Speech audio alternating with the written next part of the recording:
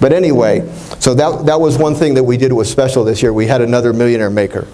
The second thing I didn't expect, it started my business day. I've been in business, 35 years? I always get asked for lawyer referrals, and I simply don't have any because I don't have a need for one. I've never been sued. This day started out like every other day, except for around 10 o'clock in the morning, I get a phone call, and there's an agent who had sold a property to a guy, and we had been in the chain of ownership. So somebody had found a property that we had been part of their training.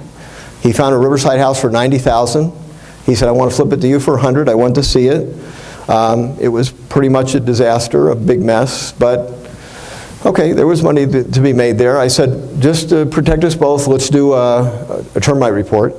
So we did a termite report, and it had the most numbers ever on a termite report. Okay, but it was all surface wood, so the total repair bill for this thing was like 11 grand. So okay, that'll work.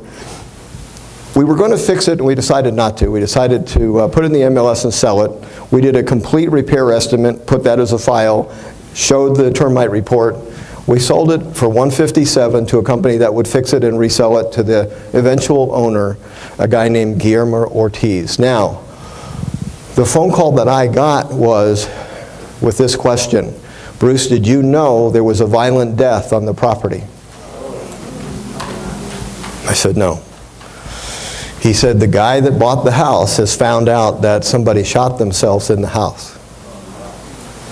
I said, okay. I said, so I called the guy that flipped me the house. I said, did you know there was a violent death on the property? He said, yes.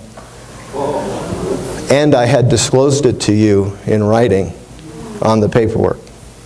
Now my heart sunk. I've got someone in a house that feels like they've been cheated. I've got two realtors, one that represented the buyer for me and the seller on the other side.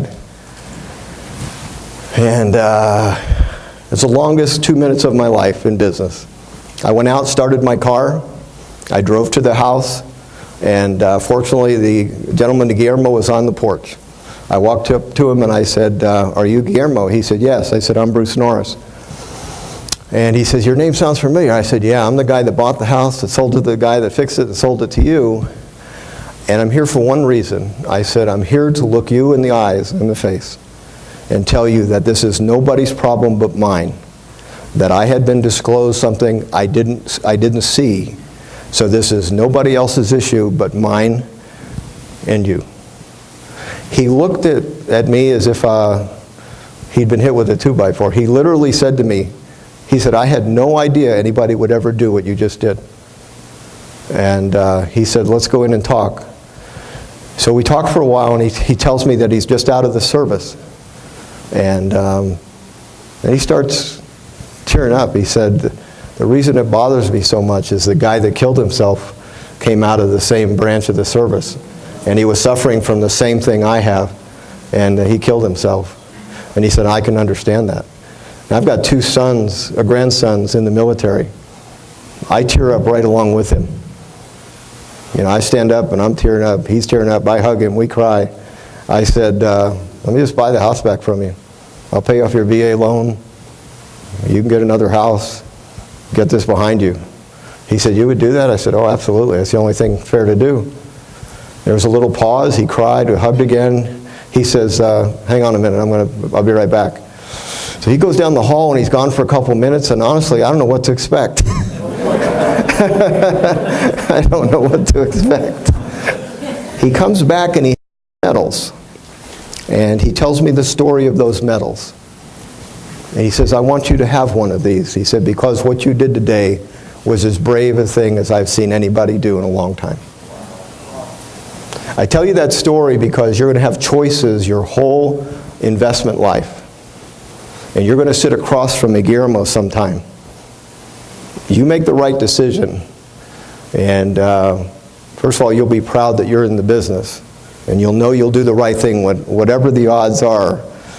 But there's somebody watching you make a decision if you own a business every day.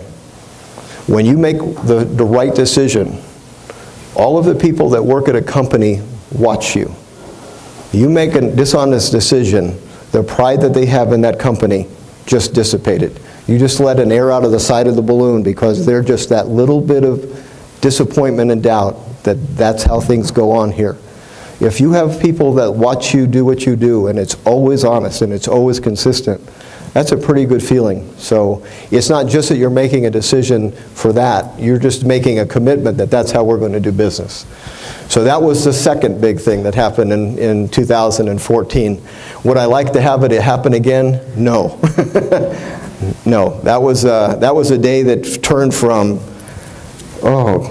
completely scary to completely neat.